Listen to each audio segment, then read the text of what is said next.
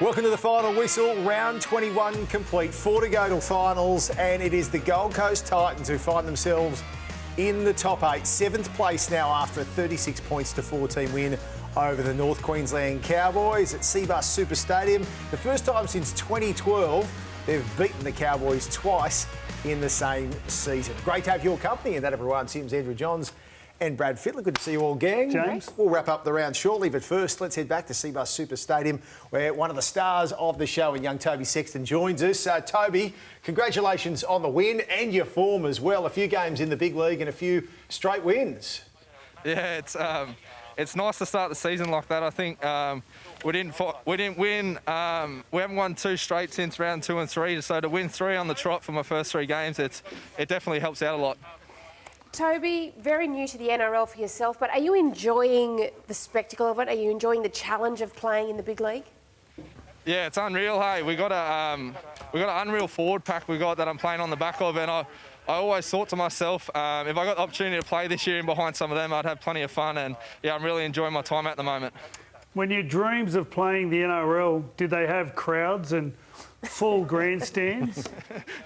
I don't know about that, but yeah, I don't know. It's still strange to have no crowd and that. I'm looking for my family and all my mates abusing me, but yeah, they're definitely not there. Toby, I reckon you're killing it, mate. You're going really well. What sort of halfback do you see yourself as? I think for the footy side, we got so much talent in this footy side, and I think I've just got to be that steady half that just communicates well, kicks well, and just makes my tackle, and just try to keep it as simple as possible and get my my middles around the park easy. What areas do you have to improve on? I think I get a bit rushed at times in good ball, and I've got so much strike around me, so I've just got to try find better ways to get them the footy and get them more effectively as well. But I think I'm gaining confidence each week, and that's only going to get better as time goes on. Well, you've sort of come from nowhere. Can you tell us your story and how you got to the Titans? Yeah, I was shocking as a junior, to be honest. And then I got picked up by Titans after school in 2019, and I had the whole season last year, but because of COVID and that, I didn't get to play a game of footy, which was tough. But at the same time, I got to really slow down my development, and I think it's the best thing for me looking at it now. And yeah, and I think it's the best thing that happened to me last year, even though I didn't get to play a game of footy. Justin and the whole coaching staff spent a lot of time on me and just trying to develop my craft, and yeah, it's definitely helping now. Well, Toby, your craft most definitely looks fantastic. Joey was marvelling at the way that you were kicking the football. How much time and effort do you put into working on that every single day? I try to spend a bit of time. I kicked one out the full at the end there, which is an absolute Barry Crocker, but no, I try to spend a bit of time with that. It's probably one of the things I've been given. Naturally, the rest I haven't been given much, but yeah, I try to spend a bit of time on it, and it came off pretty sweet today at times. Toby, congratulations on the win and on your form. You're getting high praise from some of the best in the game right here. All the best against South. Adam Reynolds, Cody Walker coming your way Saturday, Arvo. Yeah, can't wait for it, eh? That's awesome. Good on you, mate. Well done. Toby Sexton, what a star he is on the rise after just a handful of games. And talk about having your head screwed on at an early age. He's 20. What a star. Yeah. Awesome. Good name too. You get some nicknames with that last name, but I might just leave that. Kids are watching. Do you like how he knows his weaknesses and his strengths so soon? You know, he's willing to talk about it, discuss it. I like how he knew his team. Yeah. You know, I've got a lot of stars. I don't need to be the star. I just need to be the organiser and keep everyone calm. That's intelligence. So, Toby, one of the stars in the 36-14 win for the Titans over the Cowboys. Let's look at some of the biggest stories from the weekend that was. It was the match between 2 of the real heavyweights this season, Melbourne and Manly. In the end, the Melbourne Storm coming up trumps in Saturday night footy on 9. Roo coming out of this. Craig Bellamy very happy with his team's performance. Knew it was going to be a tough ask, but now they sit pretty at the top of the ladder with just 4 rounds to go. Yeah, and well, he should be happy because Manly really turned up to play football, and I think he was most happy about the fact that they got behind on the scoreboard in the second half and just settled into their game and were able to find a way to get back in front. Off the back of some great work by Jerome Hughes, Freddie spoke about how good Cam Munster is earlier in the day, and they just put themselves into opportunities where they can score points, and it's their systems. Like, for what impresses me the most is the systems they have. Everybody understands what their role is and how to execute that role.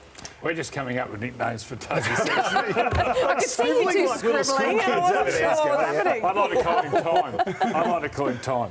Toby Sexy Time. Good. Anyway, the Melbourne. Yeah. So Melbourne the other night didn't have Nelson Asafa-Solomona. That's true, yep. Didn't have Kafusi and didn't have Kama Kamitha. If they're fully fit, no one beats them. Simple as that. They just win the comp. So what have they got left? Raiders, Titans, Eels and the Sharks to close out They'll the go season. through undefeated. Stay unbeaten? Yeah. All-time record. They play for 80 minutes. Not many other teams can actually go for 80 minutes. They just wear you down, whether it's with the ball, without the ball, everything. I think Manly can go as close as anyone. Souths haven't proven they can play for 80 minutes, but if they can get a great game out, Souths are as dangerous as anyone. So I think Manly made some bad errors, really poor errors at crucial times. So I think the possession ended up about 60-40 or something like that, 58. So that's a big difference. So we're expecting Melbourne to be in the grand final. When it does happen, where will it be, Andrew? There's been a lot of talk about all of a sudden New Zealand's been thrown into the fray, Melbourne, Brisbane. I think it'll be in Brisbane. Yep.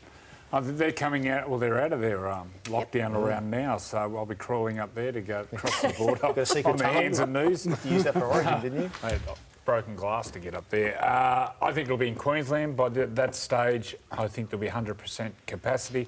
And I think there must be some goodwill with the NRL and the Queensland government, because Queensland government's been pretty flexible in certain ways. What do you think of the New Zealand idea? Well, I think it would be a wonderful way to pay back the New Zealand team and fans. And we saw, obviously, the whole reason this popped up was because they had the Bledisloe over there and they got a pretty great capacity, or good crowd, and they're assuming they'd be able to get capacity over there. I agree with Joey, though. I think it'll be in Brisbane.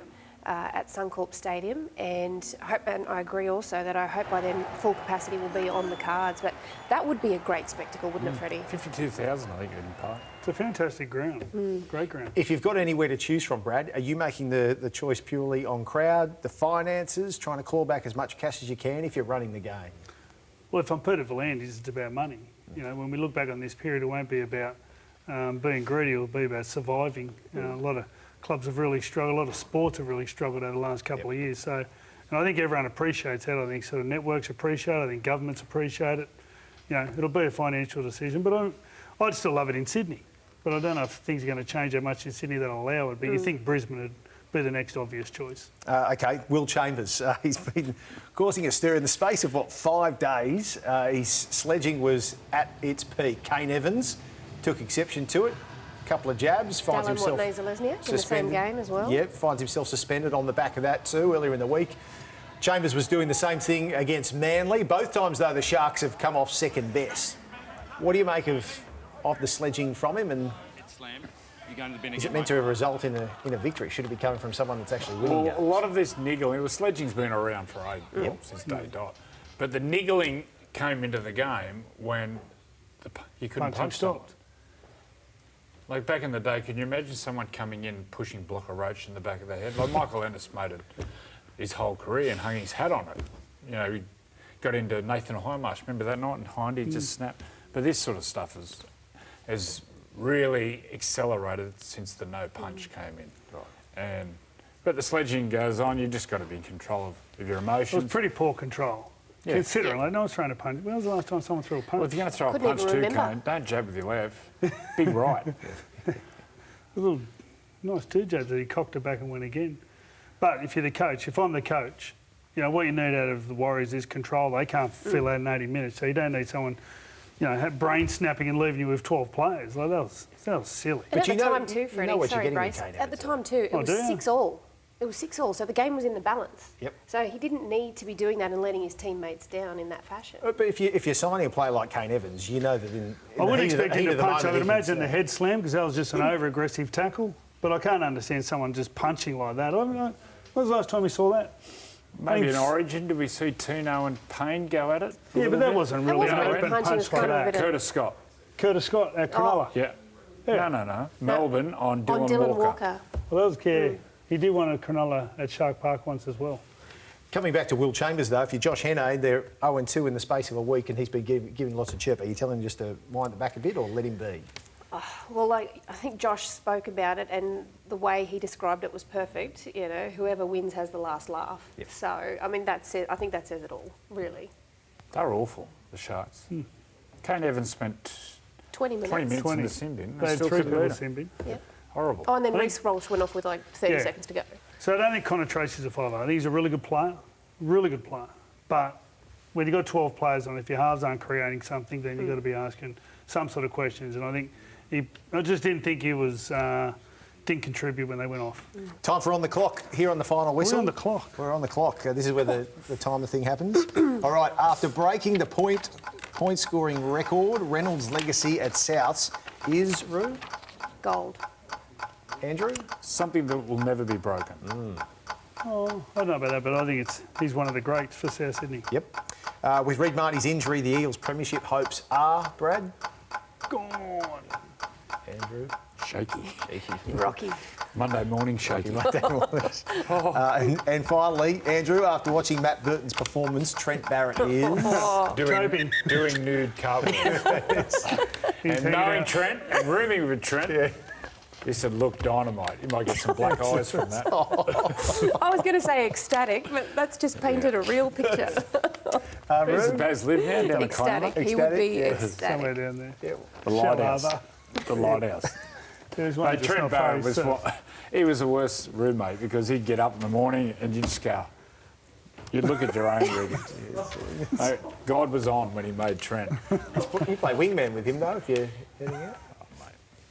He's throwing me no off cuts. Dear idea, how we get here. Yeah. We're done. Thanks, Brad. Thanks, Andrew. See you, I think. Trent. Thanks, Siobhan. Brace. That's it for Whitehouse. Final Whistle. See you next week. Bye.